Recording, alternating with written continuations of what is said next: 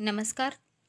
जुनी पेन्शन योजना या संदर्भात एक महत्त्वाची अपडेट समोर आली आहे. शिक्षण मंत्री केसरकर यांनी मुख्यमंत्र्यांची भेट घेणार असून येत्या 8 दिवसात बैठक होणार आहे. तर याबद्दल सविस्तर माहिती आपण या व्हिडिओद्वारे पाहूयात.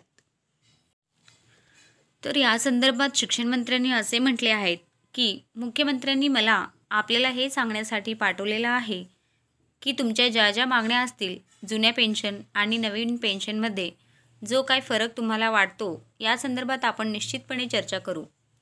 जे शिष्टमंडळ असेल त्यांना तुम्ही निमंत्रित करा आणि 1 आठवड्यांमध्ये त्याचबरोबर बैठक घेतली जाईल असे आश्वासन शिक्षण मंत्री दीपक केसरकर यांनी कोपरगाव येथे जुन्या पेन्शन संदर्भात राजकीय महाअधिवेशनादरम्यान सरकारच्या वतीने बोलताना दिसले. यावेळी केसरकर असे म्हणाले की आपल्या मागण्यासंदर्भात निश्चितपणे कुठेतरी आपल्याला एकत्र बसायला लागेल. महाराष्ट्र शासन असे एकमेव आहे की जे ठरवलेल्या वेळेला आपली पेन्शन देते, तुमच्या अकाउंटला जमा होते. आमच्या शिक्षकांना थेट पगार आपल्या अकाउंटाला जमा होतो. अशा पद्धतीने महाराष्ट्र शासन काम करते आणि त्यांच्यामुळे आपण एकत्र बसून पेन्शनच्या बाबतीत काय सुधारणा करायची आपण 100% सुधारणा करू हे मुख्यमंत्र्यांनी सांगितलेलं आहे. मला तुमचं म्हणणं ऐकून घेण्यासाठी पाठवलेलं आहे आणि या म्हणण्यामधून आपण काय करू शकतो ते तुम्ही समजून घ्या आणि ते करण्याचा आपला निश्चितपणे प्रयत्न राहील. हेच आश्वासन आपल्याला मुख्यमंत्र्यांनी दिलेले आहेत असे केसरकर यांनी म्हटले आहेत. 8 दिवसात मुख्यमंत्री संघटनेच्या प्रमुख पदाधिकाऱ्यासमवेत बैठक घेऊन शेवटी आपण एक गोष्ट लक्षात घ्या की राज्य असंच चालत नाही.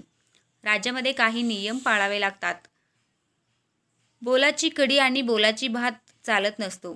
इथे प्रत्येकजण पैसे हे प्रत्येकाच्या अकाउंटला ठरलेल्या दिवशी महाराष्ट्रामध्ये जमा होत असतात आणि ती परंपरा महाराष्ट्राची आपल्याला कायम ठेवायची आहे. अशी अनेक राज्ये आहेत जी 5-5 महिने आपल्या सरकारी नोकरदारांचा पगार देत नाही. तसं महाराष्ट्र राज्य नाही. महाराष्ट्र राज्यामध्ये तुमच्याशी चर्चा होते, निर्णय घेतले जातात आणि जे निर्णय घेतले जातात त्याची अंमलबजावणीसुद्धा ठरलेल्या दिवशी केली जाते. तर या प्रकारे माहिती शिक्षण मंत्री दीपक केसरकर यांनी दिलेले आहेत. तुम्हाला जर आमचा व्हिडिओ आवडला असेल व अशाच प्रकारचे जर अपडेट दररोज पाहायचे असतील तर आमच्या चॅनेलला लगेचच लाईक आणि सबस्क्राईब करायला विसरू नका. चला तर मग भेटूया पुढच्या नवीन व्हिडिओमध्ये. तोपर्यंत धन्यवाद.